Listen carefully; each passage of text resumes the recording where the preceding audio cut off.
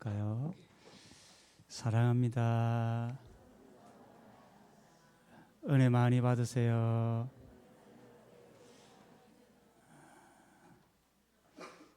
얼마 전에 책을 읽다가 잠시 웃었던 이야기가 있어서 잠깐 소개할까 합니다. 초등학교 다니는 동생이 성경을 읽다가 중학교 다니는 형에게 물어봅니다. 형통이 뭐야? 갑자기 물어보니까 형이 당황하더니 잠시 생각하더니 형통? 형을 통하면 잘 된다는 뜻이야. 참 기가 막힐 답인 겁니다. 그 동생이 끄덕끄덕거리더니 그럼 만사형통은 뭐야? 그러니까 형이 단숨에 만사가 형을 통하면 잘 된다는 거야.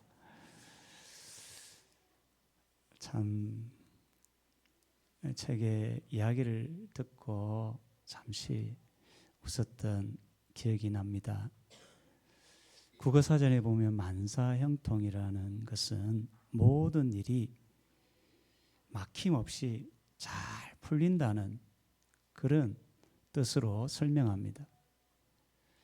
저는 여기에서 한 표현을 좀 넣으면 좋겠다라는 생각을 늘 합니다.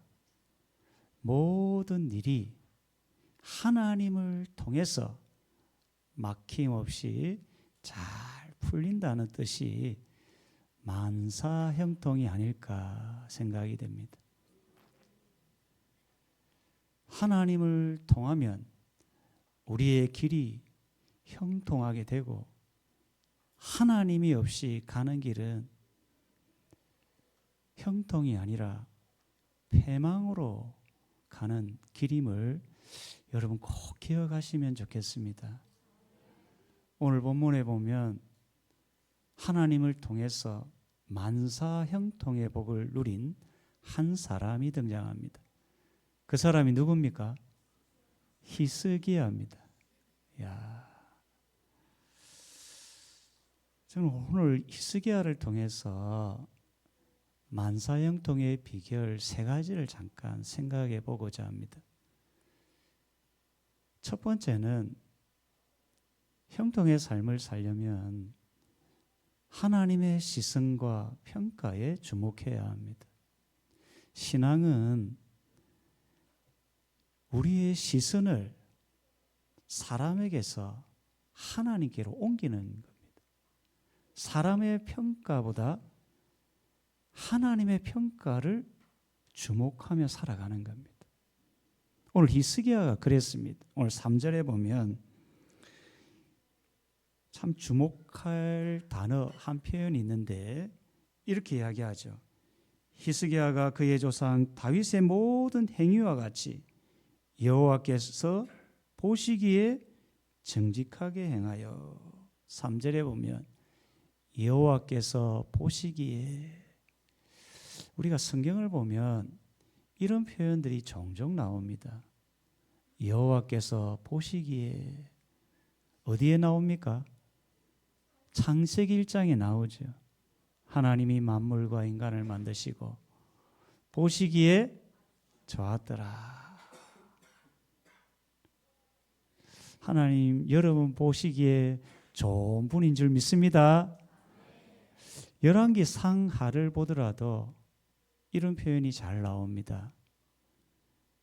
여호와께서 보시기에. 열왕기 상에는 10번이 나옵니다. 열왕기 하에는 29번이 나옵니다. 열왕기 상하에 거의 40번 정도가 여호와께서 보시기에 이런 표현이 나옵니다. 무슨 말입니까? 하나님은 우리를 보신다는 겁니다. 우리 한국에 CCTV가 150m마다 있답니다. 150m만 지나면 여러분을 감시하는 카메라가 다 있다는 거예요. 함부로 엉뚱한 짓 하면 안 됩니다.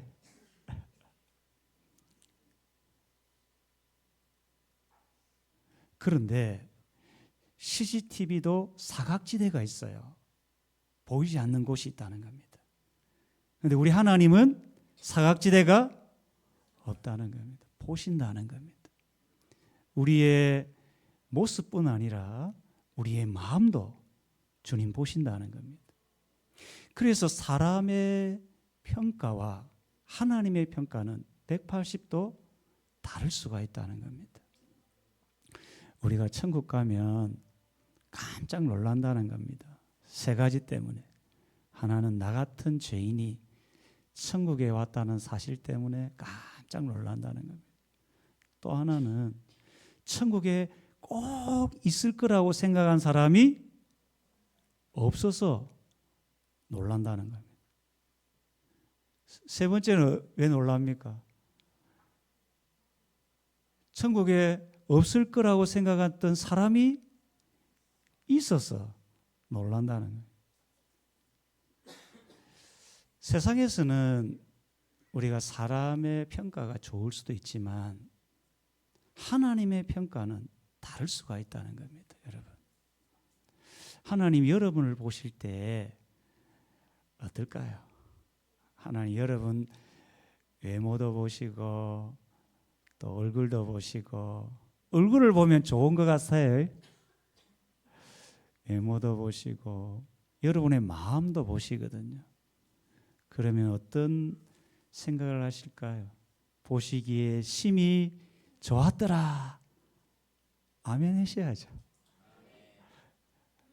여러분이 하나님 보시기에 심히 좋은 신앙인이 되기를 바랍니다. 오늘 히스기야가 그랬다는 겁니다. 하나님이 히스기야를 보니까 보시기에 심히 좋은 그런 믿음의 사람이었습니다. 특별히 히스기야를 볼 때 3절에 보면 그는 다윗의 모든 행위와 같이 그는 제2의 다윗처럼 그의 말이나 그의 행동, 그의 신앙이 꼭 다윗과 같은 사람이었습니다. 여러분, 사람은 태어나서 누구를 많이 닮습니까? 아들은 누구를 닮아요? 아버지를 닮죠. 아버지의 말투도 닮고 아버지의 외모도 닮고 어떤 사람은 아버지의 식성도 닮는다고 합니다. 그런데 이 히스기야의 아버지는 그 시대의 가장 악한 아버지 아하스였습니다. 우리 1절을 보면, 근데 히스기야는 아버지하고 같이 먹고 생활했는데 독특하게 악한 아버지를 닮지 않고 누구를 닮았답니까? 다윗을 닮았다는 거예요. 참 이런 걸 보면 사람이 아름답게 살아가는 것, 믿음으로 잘 사는 것은 뭐라는 겁니까? 하나님의 은혜라는 겁니다. 여러분이 이 자리에 예배에 나온 것은 전적인 하나님의 은혜임을 기억하시기 바랍니다. 야, 이 자리에 있는 것 자체가 은혜인 겁니다. 물론 좋은 부모님 밑에서 좋은 신앙 교육을 받는 것 아주 좋은 일이지만 근본적으로 우리가 믿음으로 잘 사는 것 자체는 은혜입니다. 그런데 히스기야가 다윗과 닮았다는데 도대체 무엇을 닮았는가? 오늘 본문을 통해서 딱 한 단어를 찾는다면 3절에 정직이라는 단어가 나옵니다. 3절 뒷부분에 히스기야는 다윗의 정직함을 닮았습니다. 다윗이 언제 정직했을까요? 다윗이 범죄했을 때입니다. 평상시에는 사람의 정직함이 잘 드러나지 않는데 잘못을 했을 때, 죄를 범했을 때 그의 정직이 드러나기 시작합니다. 다윗은 남편이 있는 여자의 벌거벗은 몸을 보고 그 여인의 몸을 범하고 그 남편을 아주 험한 전쟁터에 내보내서 죽게 하는 정말 사람이 해서는 안 되는 죄를 범하였습니다. 그때 나단이라는 선지자가 이 다윗을 찾아가서 그의 죄를 지적합니다. 그때 다윗의 정직함이 드러납니다. 우리는 누군가가 당신 잘못했어 하면 대체로 어떻게 해야 합니까? 변명을 하고 마치 자신이 죄가 없는 것처럼 이야기할 때가 있지만 다윗은 정직하게 진실하게 자기가 죄를 지은 사람이라고 고백합니다. 이 모습을 히스기야가 닮았다는 겁니다. 히스기야도 전쟁에서 큰 승리를 거두어서 사람이 교만해졌습니다. 그때 하나님이 선지자를 보내어서 너 요즘 교만하네 하니까 바로 자기의 교만을 하나님 앞에 고백하고 회개하는 장면이 나옵니다. 이것이 정직하다는 겁니다.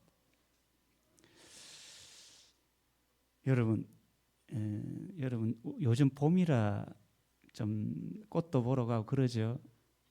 그러면 사람들은 혼자 사진을 찍습니다. 그걸 뭐라 합니까? 셀카라고 합니다. 자기의 저 아름다운 모습을 착 사진에 담는데 가끔 사진이 잘못 나오면 어떻게 합니까? 지웁니다. 참 여자분들은 많이 지웁니다. 내가 보면 괜찮은데 그냥 막 지워버립니다. 셀카와 함께 또 하나가 몰카가 있습니다. 요즘 몰카 무섭죠. 그 여자분들은 화장실도 잘 못 간다고 합니다. 자신도 모르게 누군가가 우리를 찍고 있다는 겁니다. 몰카에 한번 찍히면 지울 수 있습니까? 잘 못 지웁니다. 그런데 하나님께서 여러분이 하고 있는 하나하나를 몰카라는 카메라에 찍고 있다는 겁니다. 누구는 모릅니까? 때로는 자신은 인식하지 못한다는 겁니다.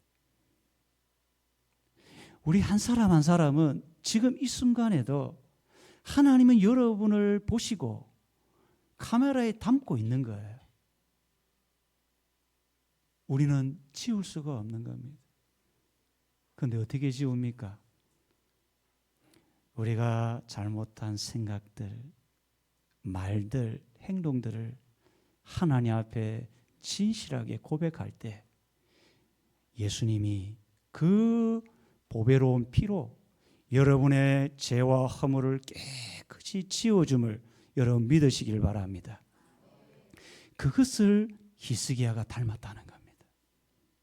우리가 형통의 길을 걸어가려면 우리 중에는 완벽한 사람은 없습니다. 다 연약함이 있고 부족함이 있습니다. 그 연약함 있는 모습 그대로 주님 앞에 가서 하나님 내가 부족합니다. 나를 용서해 달라고 고백하면 우리 하나님은 그 보배로운 예수님의 피로 깨끗이 씌워줍니다.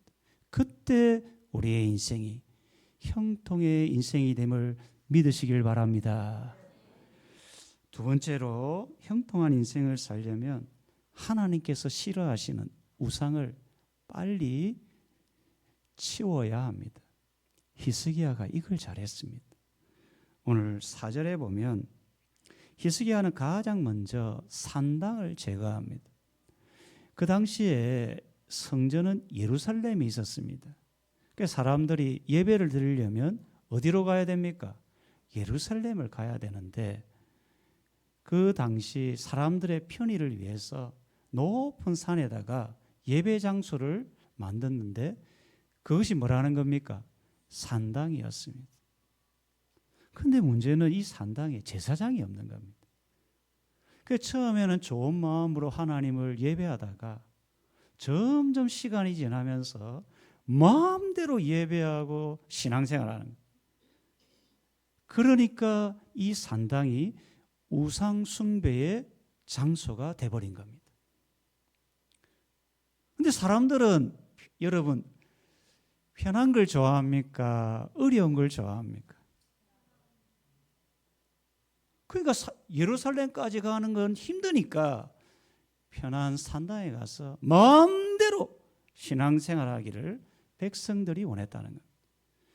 그래서 히스기야 전 왕들 아무도 이 산당을 제거하지 못합니다. 왜요? 백성들이 원하니까요.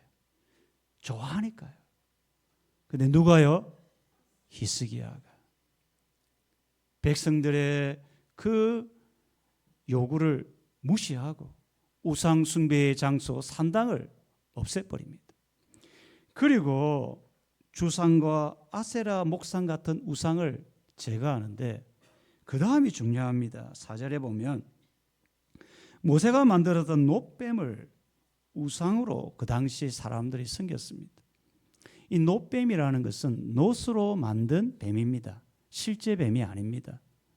이스라엘 백성들이 광야에서 하나님을 막 물이 없어 먹을 게 없어 원망할 때 하나님이 불뱀을 거기 백성들에게 던져가지고 백성들이 다 죽어버립니다.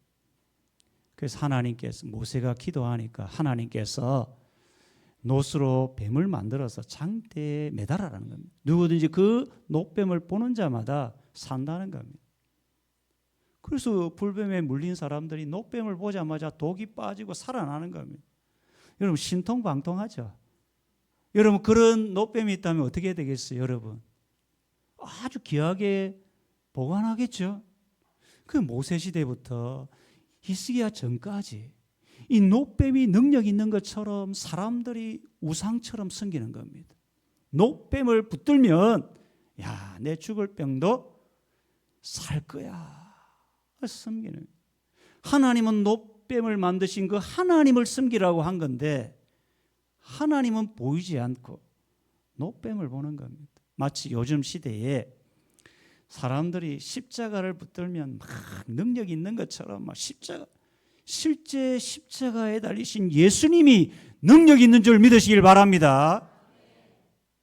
어떤 분은요, 이 성경을 머리에 대고 자면 귀신이 떠나간답니다. 진짜 물론 뭐 그럴 수도 있겠죠. 그런데 실제 성경 속에 있는 하나님의 말씀이 능력 있는 줄 믿으시길 바랍니다. 그 말씀이 내 마음에 새겨질 때 우리가 능력 있는 사람이 되는데 성경을 그냥 머리에 여러분 놋뱀을 만드신 하나님이 능력 있는 줄 믿으시길 바랍니다. 그런데 이스라엘 백성들은 모세부터 히스기야까지 그 800년 동안 이 놋뱀을 능력 있는 것처럼 섬긴 겁니다. 여러분 히스기야가 이 놋뱀을 없애기가 쉬웠을까요? 어려웠을까요? 교회에서 한 100년, 200년 동안 전통으로 내려오는 교회 전통이 있습니다. 그런데 그걸 딱 보니까 이거는 하나님이 기뻐하지 않는 거예요. 그러면 근데 100년 동안 그걸 간직했어요. 그 누군가가 그 없애자 하면 뭐라 하겠습니까? 좋아하겠어요? 안 좋아하겠어요? 안 좋아하는 겁니다. 그런데 히스기야는 과감하게 그걸 처리합니다. 우리의 신앙에 있어서 형통의 길을 가려면 우상을 먼저 정리해야 됩니다. 팀 켈러라는 아주 유명한 목사님이 계시는데 신학자예요. 미국에. 이분이 내가 쓴 신이라는 책에 보면 우상을 3가지로 정의합니다. 첫 번째는 우상은 하나님보다 더 관심을 갖는 겁니다. 여러분 지금 여러분의 관심사가 뭡니까? 예? 지금 여러분 머릿속에 예배 드리는데도 여러분 머릿속에 뭘 관심을 갖고 있습니까? 하나님입니까? 집에 있는 냉장고 안에 있는 물건입니까? 여러분 한번 가만히 생각해 보십시오. 지금 예배 드리는 이 순간에도 여러분 머릿속에 무슨 생각을 하고 있습니까? 그게 여러분 우상이라는 겁니다. 저는 군대 생활 때 처음으로 당구를 쳐봤어요. 군생활 상병 때 제가 강원도에서 군생활을 했는데 당구다이가 온 거예요. 이게 뭔가 싶었어요. 근데요, 한번 치보니까 그게 얼마나 재밌는지요. 잔악계는 어디 갔겠어요? 죄송합니다. 어느 순간에 저는 군종을 하면서 이제 또 이게 사병 역할을 했는데, 군종을 해서 예배를 인도하는데도 뭐가 생각났겠어요? 이야, 그 순간 우상이구나. 그 다음부터 당구를 안 쳤어요. 여러분, 우상은 이런 겁니다. 자나깨나 뭔가를 생각하는 그것이 내 신앙을 짓밟는 겁니다. 우상입니다. 빨리 제거를 해야 신앙이 새롭게 됩니다. 두 번째로 우상은 하나님보다 더 우선순위에 두는 겁니다. 여러분, 하나님을 영어로 God라고 합니다. 가수 아닙니다. God입니다. God, God입니다. 근데 순서를 딱 바꾸면 어떻게 됩니까? DOG가 됩니다. 우선순위를 바꾸면 DOG가 뭡니까? 영어 이야기해서 죄송합니다. 개입니다. 우리가 우선순위를 하나님 중심으로 살아가야 되는데, 하나님을 저 뒤로 빼면 우리의 인생이 어떤 인생이 된다는 겁니까? DOG와 같은, 금수 같은 인생이 되는 겁니다. 패망의 길을 걸어가는 겁니다.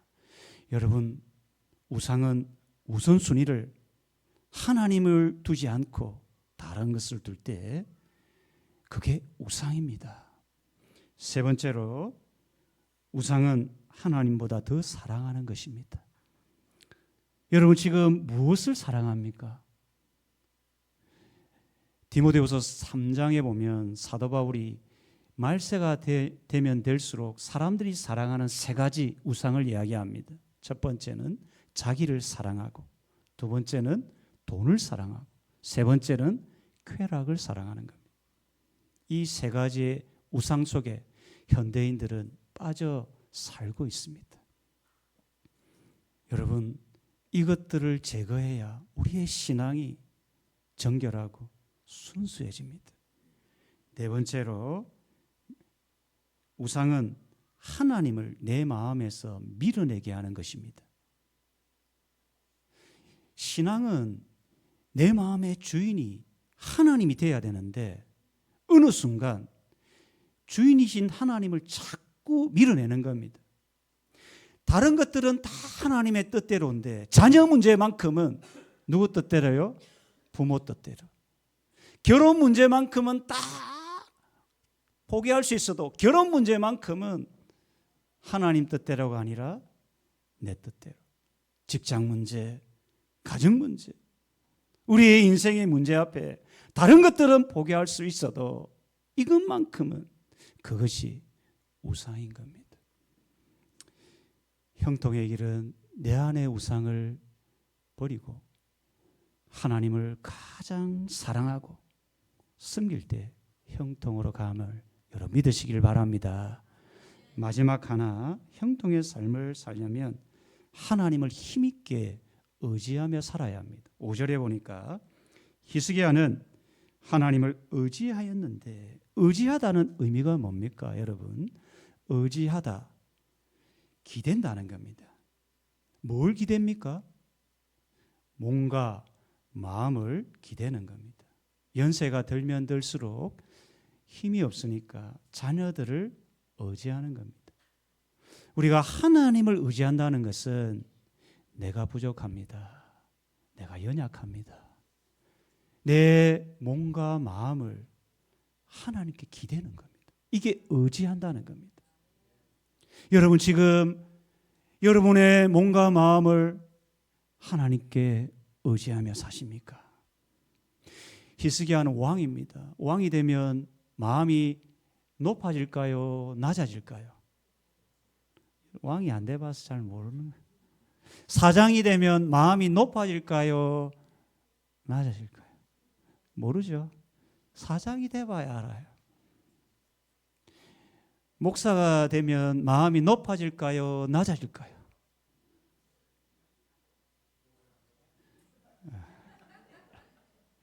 여러분, 높아지기가 쉽습니다. 그런데 있으게 하는 왕의 자리에서 하나님을 의지했다는 것은 자기를 낮추었다는 겁니다.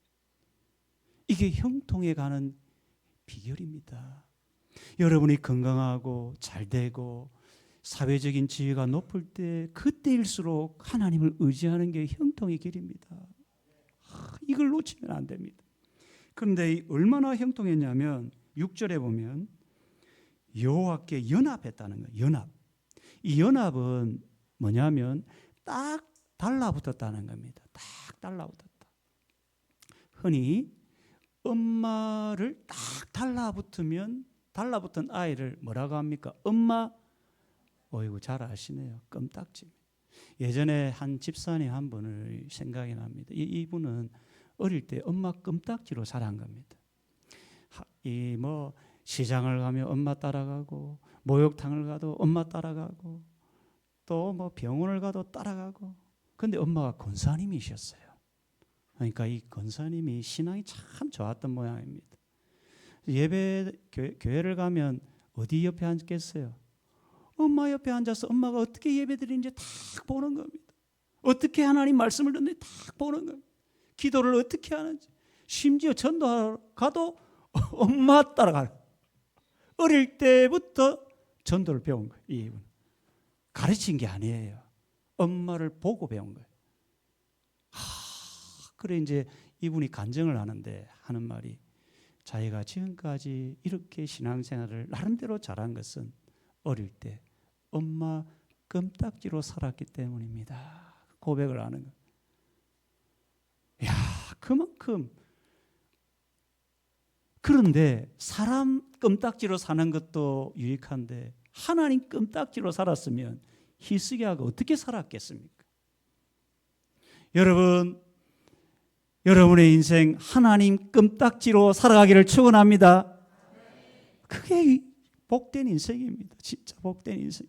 그래서 7절에 보면 여호와께서 그와 함께 하시매 그가 어디로 가든지 뭐 했다라는 겁니까? 형통했다. 형통의 길은 따로 있지 않습니다.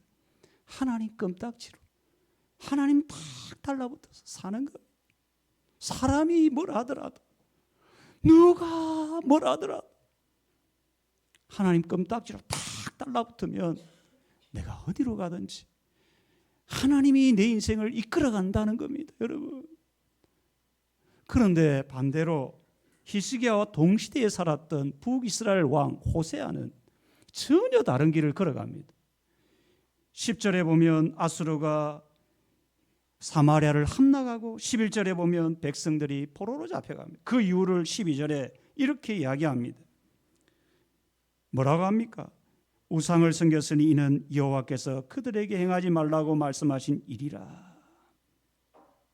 하나님의 말씀을 떠난 결과, 하나님의 말씀을 떠난 결과 호세아는 패망의 인생이 되고 말았던 겁니다. 우리는 형통과 패망 사이에 살아가는 인생입니다. 여러분, 선택은 누구의 몫입니까? 우리 자신의 몫입니다. 이 시간 여러분, 저와 여러분이 참 부족할 수 있잖아요. 연약할 수 있잖아요. 신앙이 흔들릴 수 있잖아요. 그래도 우리가 하나님을 바라보며 살아가야 합니다. 다윗처럼 혹여나 히스기야처럼 부족함이 있때 하나님 앞에 진실이 고백하고 회개하면 주님이 여러분의 모든 허물을 씻겨줍니다. 그렇게 살아가야 되는 겁니다. 그리고 여러분 마음속에 하나님이 싫어하는 우상들이 있으면 오늘 이 시간 제거하십시오. 그러면 하나님이 여러분을 이끌어갑니다. 그리고 하나님의 뭐요? 껌딱지. 제가 이제 지어본 거예요. 하나님의 뭐요? 껌딱지로 사십시오. 그러다 보면 여러분의 인생이 형통할 줄 믿으시길 축원합니다.